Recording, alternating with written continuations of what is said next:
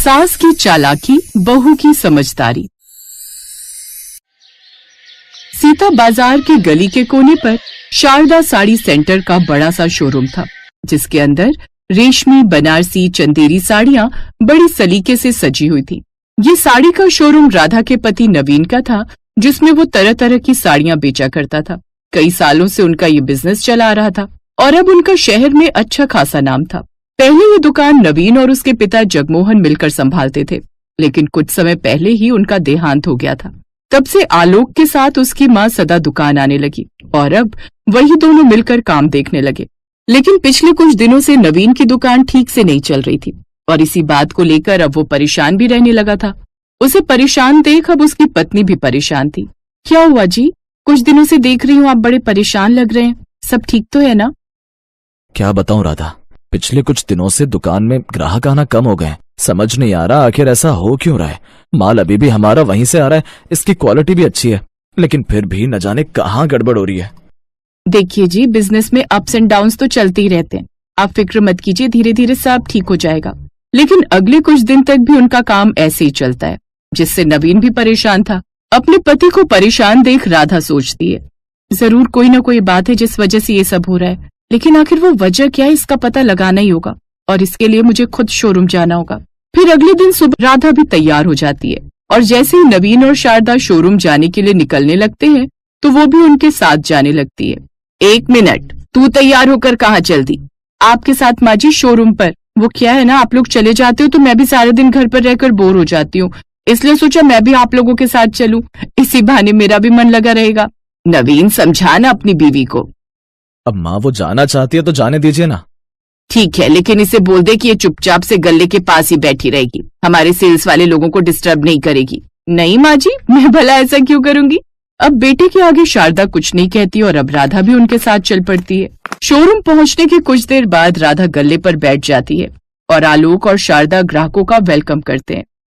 नमस्ते भाई साहब, क्या दिखाना है आपको? मेरी बीवी के लिए एक बेहद ही सुंदर सी साड़ी दिखाओ जो कि ज्यादा महंगी भी ना हो। जी आप उस तरफ आइए। दीपक, इन्हें 1000 तक की कोई बढ़िया सी साड़ी दिखाओ। वहीं दूसरी तरफ शारदा, जो कि बड़ी ही चालाक होती है, ग्राहक के आने पर सेल्स गर्ल से कहती है, अरे रजनी, जरा वो नई लाल बनारसी साड़ी निकाल, गीता बहन आई है देखने। जी मैडम, बस निकालती हूँ। रजनी शालीनता से साड़ी निकालती है, उसे ठीक से मोड़कर मेज पर रखती है। वाह, क्या साड़ी है शारदा जी, कितना भाव रख रही है इसका? ये साड़ी आपके लिए तो सिर्फ 5000। आपको पता है बाजार में यही साड़ी 7000 से कम नहीं, लेकिन अब आप हमारी इतनी पुरानी ग्राहक हैं तो आपको कुछ डिस्काउंट तो देंगे ही ना। वो तो है बहन जी, अब आप पर विश्वास है तभी तो यहाँ आते हैं। अच्छा चलिए इसे पैक कर दीजिए। ये हुई ना बात, रजनी ये साड़ी पैक कर दो। तभी रजनी शारदा से जाकर कहती है, मालकिन ये साड़ी तो हमने 3000 की रखी थी, फिर आपने उनसे। रजनी, तू ज्यादा जानकार बन रही है क्या? ग्राहक के सामने भाव मत बोल, और 2 पैसे घर में ज्यादा आ जाएंगे तो इसमें बुराई क्या है? तुम सर्व की तनख्वाह भी तो निकालनी होती है हमें। और सुन, इसका बिल मैं बनाऊंगी। अब शारदा अपने पास से बिल बुक निकालती है और 5000 का बिल बना देती है, जिसके बाद वो औरत साड़ी लेकर वहाँ से चली जाती है। ये 5000 में से 3000 जाएंगे गले में और ये बाकी के 2 मेरी जेब में।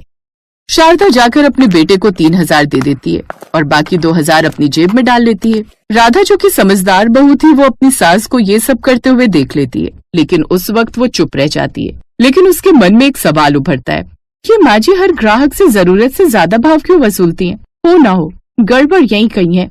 अब वो अपनी सास पर नजर रखना शुरू कर देती है।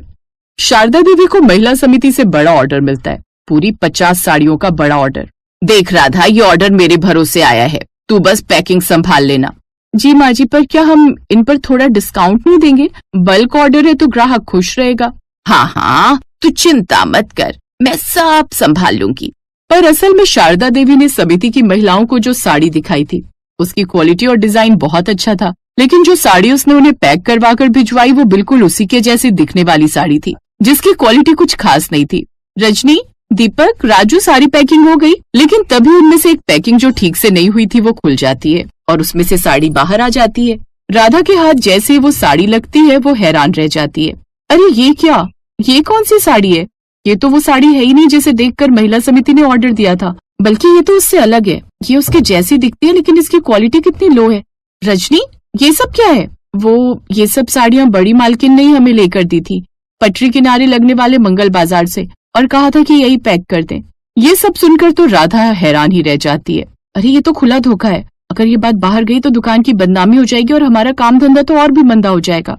राधा सोचती है कि सीधा टकराव करने से कोई फायदा नहीं, इसलिए वो एक योजना बनाती है। वो सारी पैकिंग खुलवा कर उसके बदले में अच्छी क्वालिटी वाली वही साड़ी पैक करवाती है जो उन सबको पसंद आती है।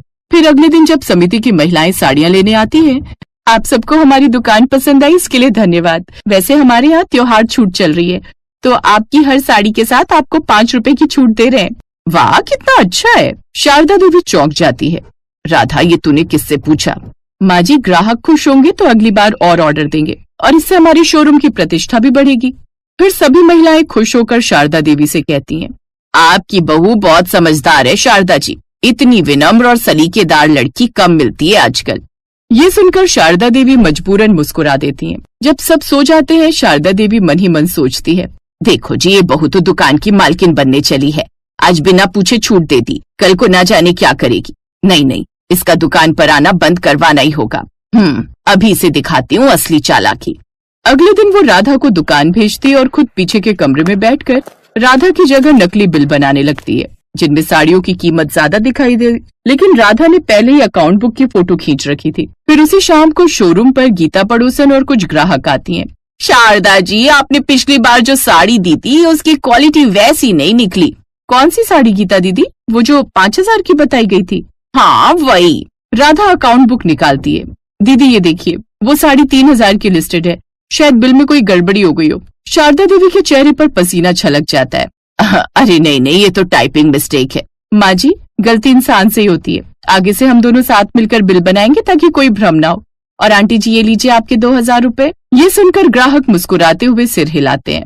बहू बहुत ईमानदार है शारदा जी, आपकी दुकान और नाम दोनों का मान रखेगी। ऐसी धोखेबाजी करेंगी ना तो एक दिन आपको भारी नुकसान झेलना पड़ेगा। वो तो आपकी बहू है जिसके कारण आपका शोरूम बच गया। इसके बाद वो ग्राहक वहाँ से चले जाते हैं। माँ जी, मैं अच्छे से जानती हूँ कि पिछले कुछ दिनों से जो भी घपलेबाजी शोरूम में हो रही है वो आपके कारण ही हो रही है, लेकिन मैं ये नहीं जानती थी कि पैसों के लिए आप ये सब करेंगी। अब उसे अपनी गलती का एहसास होता है। मुझे माफ कर दो बेटा, मुझे किटी पार्टी और सहेलियों के साथ बाहर जाकर महंगा महंगा खाना खाने का चस्का लग गया था, जिस कारण मैंने पैसों की ये हेरा फेरी की।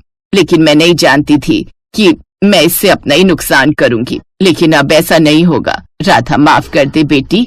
माँ जी, आप तो मेरी माँ जैसी हैं। मैं बस चाहती थी कि हमारी दुकान की पहचान ईमानदारी से हो। तू सही कहती है, आज से तू ही इस दुकान की भागीदार होगी। फिर कुछ हफ्तों बाद शोरूम के बाहर नया बोर्ड लगा, शारदा राधा साड़ी एम्पोरियम, भरोसे की पहचान। दुकान में ग्राहकों की भीड़ बढ़ने लगी थी और उनका काम अब बहुत अच्छा चलने लगा। चालाकी से जीते हुए आप कुछ पल की जीत पा सकते हैं, लेकिन समझदारी और ईमानदारी से जीते हुए आप जिंदगी भर का सम्मान पा सकते हैं।